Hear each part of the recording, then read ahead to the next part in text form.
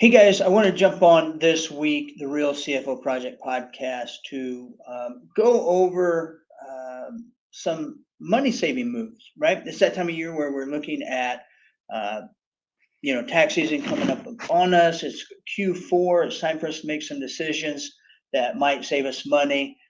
So just to draw attention, I wore a funny hat today, but I'm really serious about some simple things that I see most entrepreneurs need to do. And I'd be interested in hearing your thoughts in the comments and stuff as we move forward uh, through this. But I find that most entrepreneurs and business owners, we are um, often reacting when it comes to the financial side of our business, right? We always kind of look at that top line, right? If we're struggling, it's always maybe we have a revenue problem, right?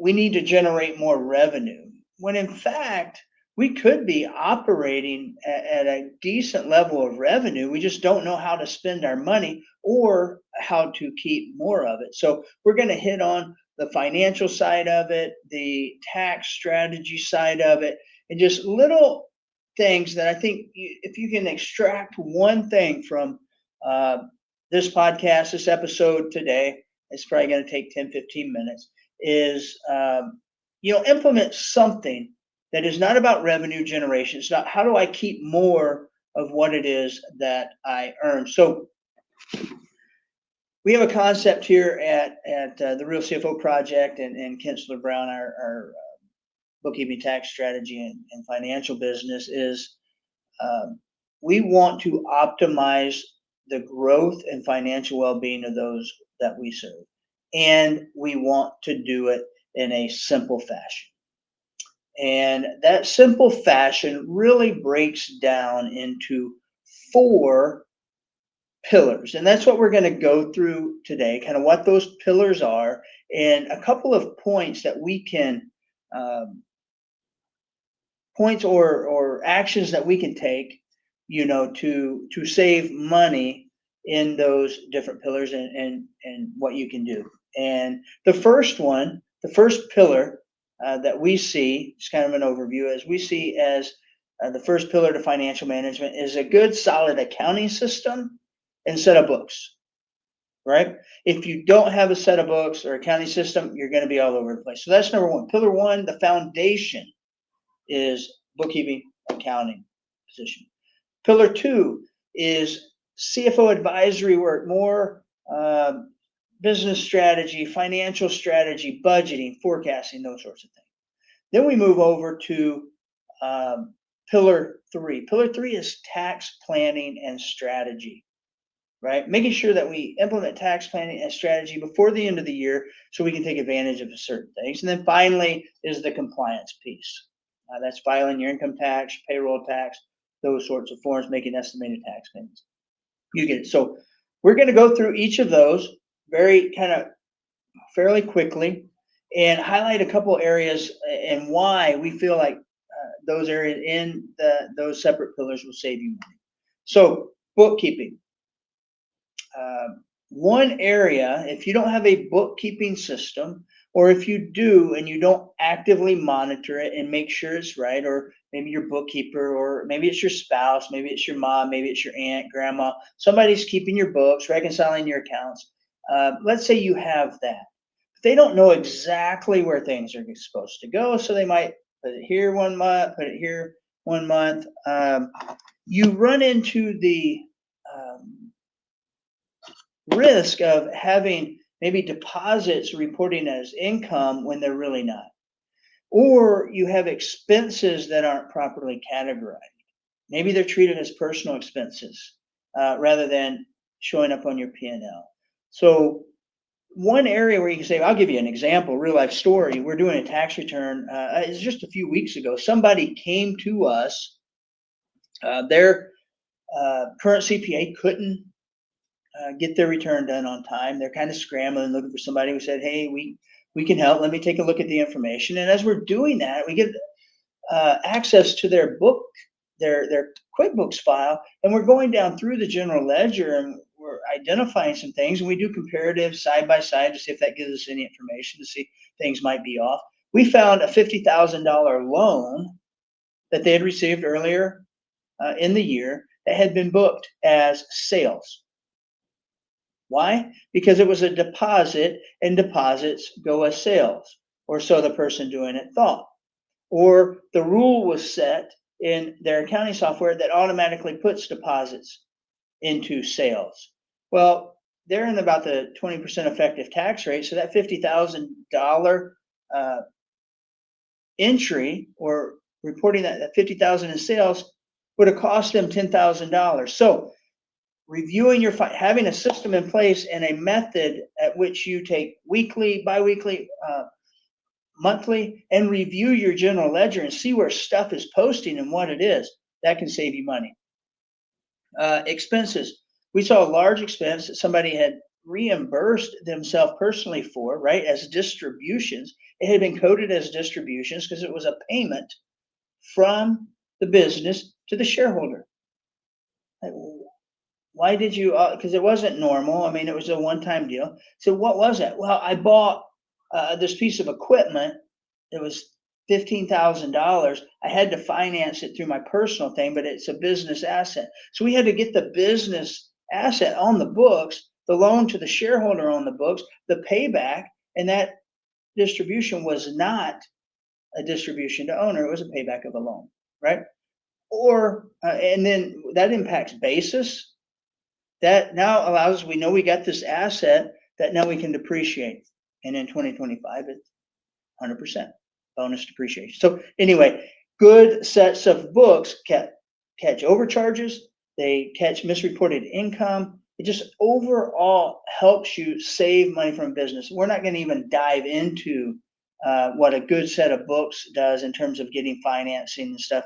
We'll go over that a little bit more in the next pillar. So that's a good segue. Pillar 2 is more CFO strategy. Now, I want to preface this.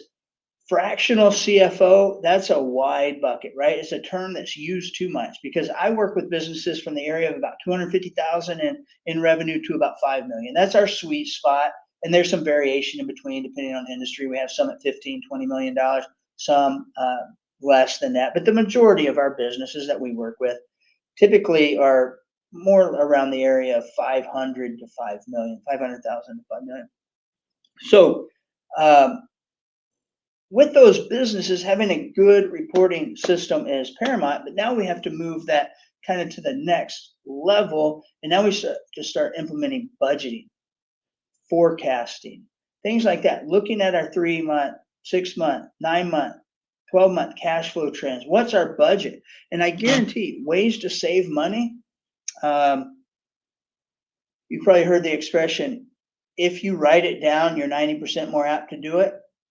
The same holds true with the budget. It's like writing it down. This is my goal. This is where I expect to be, right? And we build it out month by month by month. And it might not be 100% right, but where you're off, you can go back and adjust and say why. Was it off reasonably, or did I just blow the budget on that deal? So budgeting helps you save money by mentally instilling in your mind, hey, I've got certain numbers I got to hit. And you're going to be looking at those since you're a competitor, you're an entrepreneur, you're driven for success, you want to win. Winning is making sure you hit budget. So you're monitoring that daily, weekly, knowing where your budget is, where you're in line for that month. So that in and of itself is going to help you save money because you're going to dial in and be aware of the numbers. You're writing it down.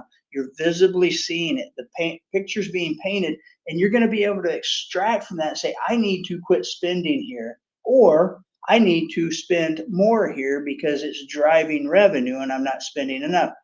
Those are fluid things. Budgets aren't set in stone, but it helps you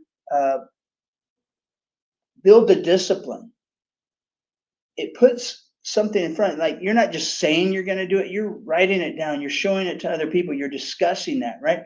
So that in and of itself is going to help you save money and also make more money in the long run. So I think budgeting is a huge thing, and it doesn't have to be in QuickBooks or anything. It can be in your accounting system, your spreadsheet, but making sure you have a budget that you're tracking and seeing the actual versus what you wrote down, it's going to drive you to do better. So that's one area in terms of, kind of in pillar two, the more CFO, more controller, more business and financial strategy piece of it. The other thing is better tracking profitability per job, right? Doing job costing, things of that nature. It's going to force you to say, hey, where am I overspending? What jobs are winning? Maybe I should do more of these jobs. How do I get more of these jobs? It's just going to identify those things to you. And you might just quit doing some sort of work because you're losing money on it. It's something that we do on a quarterly basis with our clients. Are we spending too much time in relation to what the contract shows? And if so, we say, hey, we need to expand the contract, or we find a solution for them somewhere else, right? And maybe not work with the client. So be cognizant of that. Budget is huge, If you do anything in that pillar, just create a budget, write it down somewhere, spreadsheet, follow it. It's going to make you do things. So number three, tax strategy, just everyone's favorite, right? This is what's all over TikTok, all over Facebook. Everything is in there. So there's a couple things you can do. If you're operating as an LLC and you meet certain requirements and it makes sense, I don't know if it does in your case, typically 50,000 to 60,000 in net profit, you might want to look at making an election to be taxed as an S corp. Not perfect for every organization, but something you should look at. If you're starting a business with the goal of holding it 5 years, building it, and then you want to exit, sell, buy, you need to look at entity selection very closely. Look at C Corp. What's the benefits there? Those are kind of bigger steps. Simple things that you can do. You just starting out. You're a sole proprietor, right? You can implement the Augusta rule. It's all over TikTok, Facebook. But if you implement the Augusta rule, the Augusta rule says the IRS allows you to rent out your home for 14 days and not pay tax on the income. It came about because of Augusta, the Masters golf tournament. People that lived around the Masters or Augusta would rent their homes out. Somehow a lobby got in place. I don't know, but up to 14 days is tax free. You rent your home, somebody pays you rent, you don't have to recognize that as income. Now, how can it be used in a business context? You rent your home to your business for board meetings, events for your employees and clients and everybody to come over and hang out. Now, there's rules to it that you have to follow. You can't just say, I'm going to write myself a check and say I rent my business for $1,000 a day, 14 days, 14,000 business deduction, no income on the personal return. It's a win. That's not how it goes. You have to document it. You have to have a lease. It has to be fair market value rent. And guess what? You actually have to do business stuff, have minutes, have meetings, have people there that you're physically talking to and justifies renting in the space. Remember, for a business expense to be accepted by the IRS, has to be ordinary and necessary, which means if I'm paying $1,000 to rent out my kitchen table for my wife and I to meet over business for an hour, that's not reasonable. If I can get that same table for $50 at the local coffee shop for the same hour. Does that make sense? So you have to do it the right way. You have to have things in place. So, but it's a great rule. Accountable plan. If you're an S corporation, you reimburse yourself for expenses that you incur on behalf of the business. Use of automobile might be one. Use of home might be one.